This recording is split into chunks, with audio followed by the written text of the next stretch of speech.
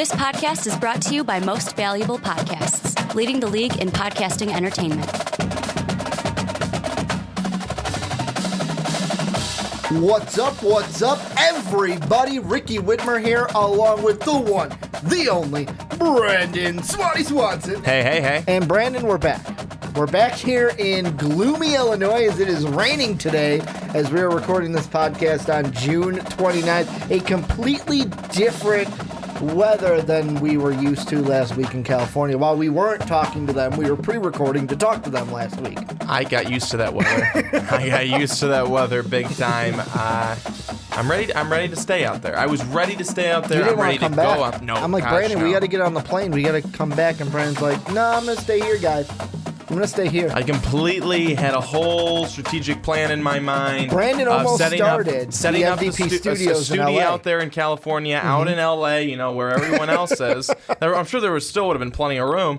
But no, we're happy to be back here, being able to talk with all of you, and now dive into the SEC, one of my favorite conferences. Well, and Brandon kind of stole my thunder. We're now moving on to another conference, the second conference of our previews, and that is the SEC. How we're kind of doing things for the kind of overall arc of this is we hit the champion. Now we're going to hit the runner-ups conference. Then we will hit the Big Ten because they lost the national championship, then the Pac-12, then the Big 12, and that's kind of how our Power Fives are going to go the rest of this kind of offseason before we get, I think it's under 70 days now. I believe it's under 70 days or under 60-some days until we get football in late August, and I can't wait for it. I cannot wait for it. I was going to say, sometime last week, I think it was 69 days that we had until game day. Yeah. And how exciting was that? Well, I said to Ricky, I think it was, at one point it was 12 weekends, 12 weekends, 10 weekends or something like that till game day. I go, is that for real? I can't wait. Because that seems like really, really soon. And I'm excited. Well, and we are going to start this week. We are going to look at Alabama's side of the SEC. Next week, we'll look at the East. Today, we're looking at the West, and we're going to start things off with the abysmal Ole Miss Rebels. And I kind of say that because this is a team, Brandon, coming into last year, had a lot of expectations. People were talking about, what can Chad Kelly do? What can this team do? This is a team that can make the playoffs. This is a team that's going to be looking for that postseason appearance. 2-6 in the conference, 5-7 overall. And this year seems to be, to me, a dud year for the Rebels already out of the gate because they didn't have a postseason appearance last year. They're not going to have one this year as they've self-imposed a one-year bowl ban on themselves, trying to basically save a little bit of face from the NCAA so that they possibly don't get a harder penalty after that investigation is done. But this season, I kind of feel like for the Rebels is already off to a bad start, and we haven't even played one snap of camp yet this season. It's not exactly how they would want to start. It certainly isn't. And I think that you look at what it was a couple of years ago, it was, is it going to be Alabama and Ole Miss? These are going to be the two top dogs. And I think that at a point that was the truth. But last season, it was not good. Nothing seemed like it could go right for Ole Miss. And you take a look at some of the games that they played, they were just flat out terrible. And they just flat out did not play well. That first game against Florida State, and I understand that it's Florida State, but Florida State now, then we weren't quite sure what Florida State was going to be. We figured they'd be good, but we didn't know how they would be. And I almost feel like the Rebels gave that game away. Florida State had a fight, and they had a claw to get back and win. But you lost that game that you pretty much had in hand, and you didn't lose it because of your offense. You lost it because your defense couldn't stop anything. And I mean, Dalvin Cook in that game gave that defense some gifts. Gave you some gifts coughing up the football in that game. He absolutely did. And then you look at in an Alabama game that the score looked a lot closer than what that game was. The Ole Miss was down by 2 or 3 touchdowns towards the end. They were able to get some points back, but Alabama had that game locked up pretty well. You look, a string of just losses, 2 on the road, 1 at home, Arkansas, LSU, and Auburn, all 3 right in a row. This team just gave up too many points. They gave up too many points. They didn't really, in any way, have things necessarily going well or working for them. Mm-hmm. When you go 2-6 in your conference, you're not a strong team. And that's getting far away from a Hugh Freeze team, where you think of a Hugh Freeze team, you think of a guy who's that offense is going to be a strong, high-powered offense. They're going to just sling the football around the yard. They're going to be competitive. They're going to all these different things. And none of those things happened last year for Ole Miss. And it's one of those situations where you now come into this 2017 season with no expectations, certainly not high expectations. And now it's where do you go from here? And it's going back to the drawing board, coming up with a new strategy and a new game plan with a lot of all new players. Mm-hmm. And really quickly, you look at some of the guys that are gone. You got a new guy at quarterback in Shea Patterson, who everyone is very high on. Very, very excited about what he can bring to the table. But you also lose Evan Ingram, Stringfellow, Quincy Adebayo. I think that those are some guys that were focal points and huge pieces for this team to be successful offensively when the defense wasn't doing well. Now the defense, it's hard to go backwards from where they were, but that offense, I think that you're going to have a really solid focal point in Shea Patterson at the quarterback position.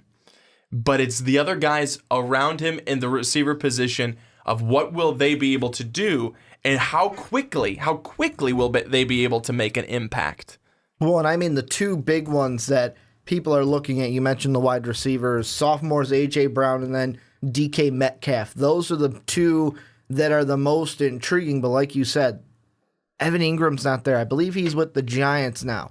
He got picked up by the Giants or the Browns somewhere. He's in the NFL is basically what I'm trying to say, and he was a guy that had 8 touchdowns for you. And Patterson, although he's a sophomore, he had to lose his red shirt last year after Chad Kelly kind of tore his he did. He tore his ACL, and he had to come in and play the last 2 games. And I look at the games that he played. You play against Texas A&M on the road. You go just under 60% completions, 2 touchdowns, 1 INT. At Vanderbilt, 2 touchdowns, no INTs.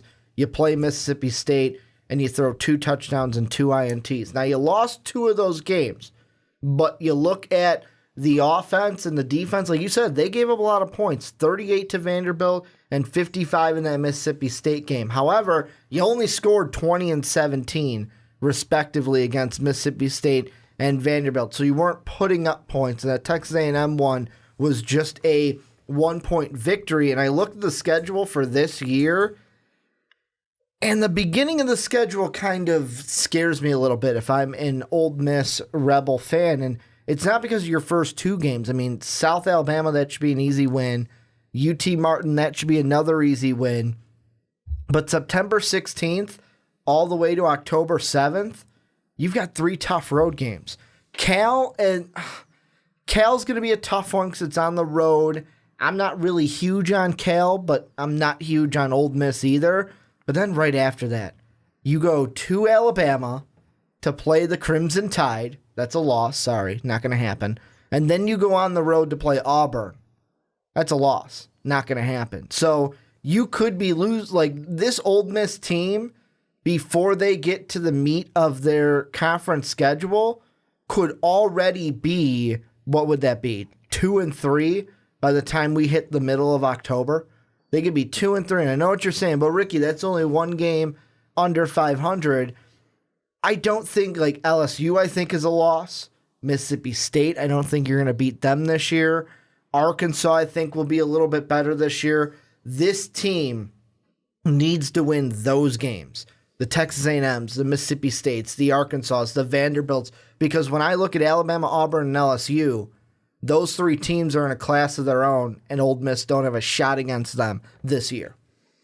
Well, they don't, and I think that and we'll get into it obviously later on this podcast when we're talking about the other teams in the West. But it's a lot of these teams are making strides. A lot of these teams have some pieces already in place, or some guys that they know. Okay, we lost some guys, but these guys were already filling in last year, already getting some experience last year. Whereas a lot of these guys are it's going to be a lot of new faces. It's going to be a lot of new guys kind of being thrown into the fire, and that can always be difficult. I don't see Ole Miss being able to get out of the gutter. I don't see them being able to get out of the bottom part of that division. I just don't see it. Not for this year. And Shea Patterson, as talented as he is, as good as he's going to be, you can't expect him to come out and be the, even at the level of Chad Kelly. You can't expect that. You can't expect that in his year one. And when I say Chad Kelly, a healthy Chad Kelly that was very, very good 2 years ago. I think that for anyone to think that, he's going to come out right out of the gates and do that, it's kind of a thought that, wishful thinking. And I love it. I do wishful thinking too with a lot of my teams. But you have to be realistic sometimes and understand that, there comes a time when you have to temper your expectations and you have to realize that you may go through now a year, 2 years, where your team's not going to be all that great. But that comes down then to, again, Hugh Freeze being able to recruit well. And that goes back to then him being able to stockpile in a very, very good recruiting class in 2015 when he got Van Jefferson, A.J. Brown, D.K. Metcalf, these guys, some of these receivers who are ready, who did get some time, and I think that it just may need a little bit of time for them all to mesh together with this new quarterback, but I think that they've got the guys in place for it long term for the next couple of years. That's why I'm saying that I don't know about this year, but next year, the year after, and if solid recruiting continues, and Hugh Freeze is known to be able to do it in the SEC, they usually are, that will be something that's a very, very interesting and fun thing to watch as an Ole Miss fan down the line. To me, this season, this is my final thought on Ole Miss in general. I think that because of their self-imposed ban, and I get why they did it, they want that, you know what, we're going to you don't have to slap our wrist, we'll do it ourselves. Hoping that the NCAA, after their investigation that is still going on as it approaches its 5th birthday, you already kind of shot yourself in the foot because there is no postseason for this team. And I know that a fan from Ole Miss is going to go, well, I'm really excited to see how this team improves. I'm going to speak to you as a Bulls fan right now. I am not excited to see my team improve and grow together.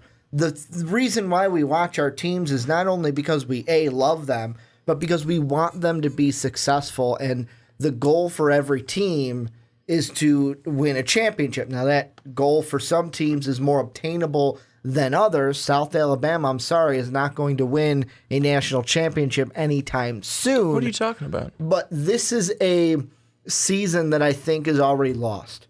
And it's like, you can play the angle of, well, if this team improves and then next year the NCAA could hit you with a lot bigger of a penalty for this. So if I'm an Ole Miss fan, I'm looking at this season as already lost, and I'm not excited for this season if I'm an Ole Miss football fan.